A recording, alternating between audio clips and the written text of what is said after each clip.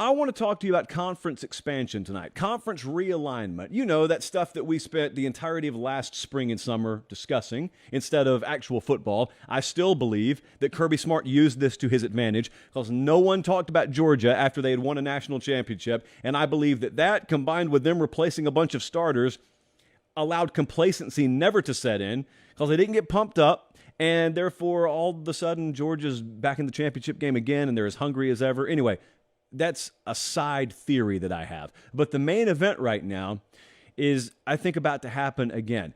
College football realignment, conference expansion, I've been beating this drum for a little while. I never stopped beating the drum, is not done. You saw the Big Ten make some moves.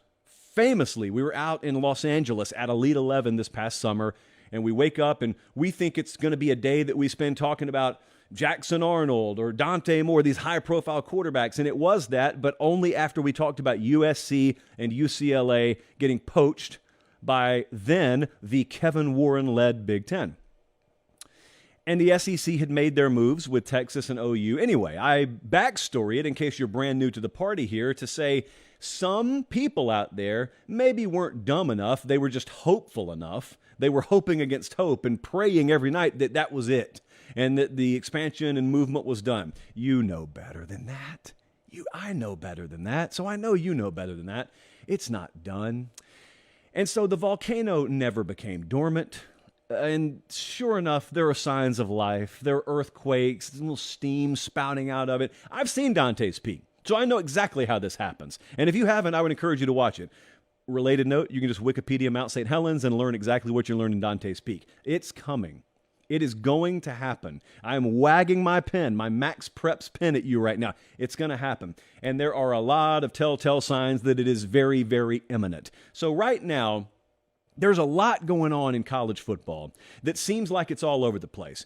And it is my job humbly tonight to bring it all into focus for you because this stuff is not detached. One thing is not separate from the other. For instance, the Pac-12 trying to secure a media rights deal right now where they can actually have their games on TV has everything in the world to do with the Big 12 and whether or not they may poach some of your programs. Yes, those things are related. And I've also got a very, very wild theory that I want to float you in just a second. But the Big 12 smells blood. So you would think in the old world, if Oklahoma and Texas had just announced they were going to leave a year ahead of schedule, you would think that would leave the Big 12 reeling, right? Well, this is not the old world. You would be right in the old world, but this is not the old world anymore. This is Brett Yormark's new age Big 12. And so they almost kind of pushed OU and Texas out the door. They said, if you're going to leave early. Let us get some money for you. Bye. And then the very next breath was spent talking amongst themselves in the Big 12 about who they were going to go get and be very aggressive in doing so. That's why, for instance, on this show, not exclusively here, but on this show, we've spent a lot of time talking about the Four Corners schools, the Arizona schools, Utah, Colorado, and those are just thought to be some of the programs that the Big 12 may poach if they go after them. Now, as you know, and as I know, because we've watched this together, a lot of times what ends up happening comes out of left field because there are very few people in the room and they don't talk a whole lot. And if they are talking, sometimes it's to intentionally mislead members of the media so they can have a shiny object we're all looking at over here and then they can work in silence and secrecy over there. And I get it. I'd be the same way. So those are just theories. Those Four Corner schools, those are just theories. But the Pac-12 felt it necessary to put out a statement very recently, like in the last few days. It's one of those, hey, kumbaya, we're all in this together. You know, we're going to hold the line. We're going to keep our arms locked, which always happens right before disaster. That's like the mayor of the town saying, all's well and good. Earthquakes happen all the time. Guys, we live on the base of a big volcano. It happens all the time. It's just geological phenomena. Don't get worked up. Leave town. Evacuate when the mayor says that. Again, if you've seen Dante's Peak, you know what's coming. So then the second thing that's happening right now is that media rights fiasco out west. And if you live in Atlanta, Georgia, you may not be paying a lot of attention to this, but I got nothing better to do. So I've been paying attention to it because it's all interlocked. Whether the Pac-12 gets a media deal or not has a lot to do with the ACC. It's a great big domino effect. So they're having trouble right now. And it's not that these networks don't want to air Pac-12 games. It's just that they don't think Pac-12 games, minus USC and UCLA in a couple of years, are worth nearly what the conference is asking for. Simple supply and demand. And that's a big problem because we have powers that be in, again, a related topic that are creating a college football playoff in the future that's going to be 12 teams. And you're going to have 6 of the highest rated conference champs in that playoff. And right now, I mean, you're kind of trying to convince yourself still that we live in this world where all the Power 5 conferences are roughly equal. It was never really thought of that way, but we're still trying to pretend like we're going to live in a world where, hey, if you win the Pac-12, that's kind of congruent with someone winning the SEC, someone winning the Big Ten. In reality, I think you and I both know that's not exactly where we're trending, but we're trying to pretend. We're trying to at least maintain that facade, or facade, as Kevin Hart would say. And it's really hard to convince the general public that your conference champion is equal to my conference champion when your conference isn't even attractive or appealing enough to get a media rights deal signed. And this is college football. This isn't lacrosse we're trying to sell. All due respect to lacrosse. I find it entertaining to watch. The general population does not. Therefore, the media rights deal for lacrosse, they don't go nearly as far. This is college football, and they can't get a media rights deal secured. Now, that leads one to believe that if you are Arizona or Arizona State or Washington or the like, and you're looking at the relative state of flux that your conference is in, you don't know the future out there. You do know the future in the Big 12 because they have their media rights deal secured. They got out ahead of the Pac-12 in line, and they did so. Obviously, the Big 10 and the SEC are set for 10 lifetimes. The ACC is an entirely different conversation. But if you're one of those member institutions, if Pate State, and we're an independent, but if Pate State was in the Pac-12, if George Kliakoff came to me and said, hey, can I make a statement that says we're all together? I'd say, yeah, but we're not.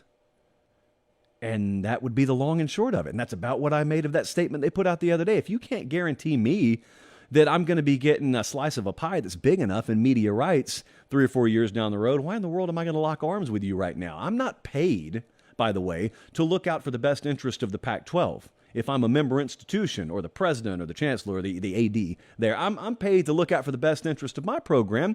And so, yeah, I'm going to listen to the Big 12, a conference that stands on much more stable ground than me in the future if they call. I'd love to get it worked out here. I don't want to leave the Pac-12, but if worse comes to worse, I'm going to. So anyway, something's going to happen there. There are far too many things in play for it not to happen, and I don't just look at the Big 12.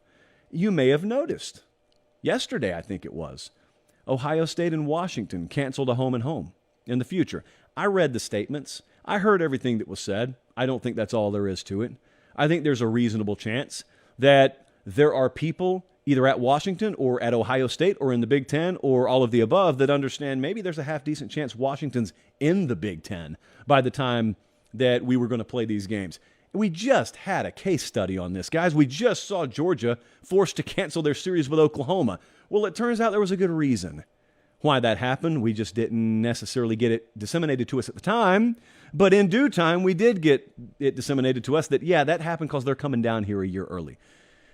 Could that happen with Washington? And even if that's not related, even if it just so happens Ohio State didn't feel like traveling out there and they already think their schedule's too loaded, there's still too much other circumstantial evidence here. Now, I told you I had a wild theory, and I've bounced this off a few people in the media industry. I even bounced it off management today, because we have management here that used to work in the Pac-12 network, by the way. So there are opportunities in college sports right now, and college football in particular, that exist that didn't exist a generation ago or even 5 years ago. One of them that I'm surprised more people haven't taken advantage of is you could indirectly buy a college football team right now. And the way you do that is very simple. You just bankroll the NIL structure. Ruiz at Miami is kind of doing a version of this, but you could bankroll the NIL structure and NIL mechanism of a team and essentially own the team. You know, you can't get your foot in the door. You can't own an NFL franchise. You can't own an NBA franchise or Major League Baseball because it's really hard to do. Go buy you a college football team. But there's something bigger in play, and I think the Pac-12's current desperate situation and their lack of a big-time media rights partner is ripe for a third party. And it could be an investment group, or it could be an Elon Musk type out there that just has deep enough pockets to come in and say, I got that kind of money. They won't give you $300 million, but I got $300 million. And if I run JP Entertainment, for example, I may have a vested interest beyond what any network would have in bankrolling you. And I come in and I say ESPN or Fox or CBS may not be willing to play ball with you to that degree, but I will. Here's 300 mil, and I've got them standing right behind me because if I were to broker this deal, I've already got the television partner in my back pocket. And I look at ESPN and I say, hey, you guys want these games for pennies on the dollar? Of course they do. Of course they want to air the games. Don't get them wrong. They want to air the games. They just don't want to pay the kind of price tag that the Pac-12 wants.